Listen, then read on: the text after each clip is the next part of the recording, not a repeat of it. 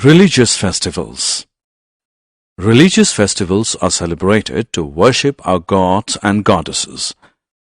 They vary from religion to religion. Some important religious festivals of India are Dussehra, Diwali, Eid, Guru Purabs, Christmas. Dussehra marks the victory of good over evil. Diwali is the festival of lights. Both are Hindu festivals celebrated in the month of October-November. Eid ul-Fitr is a Muslim festival. It is celebrated at the end of Ramjan, the month of fasting.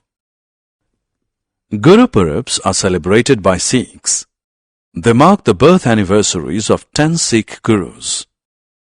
Christmas is celebrated by Christians on 25th December to mark the birth of Jesus Christ. On this day, Santa Claus distributes gifts to people.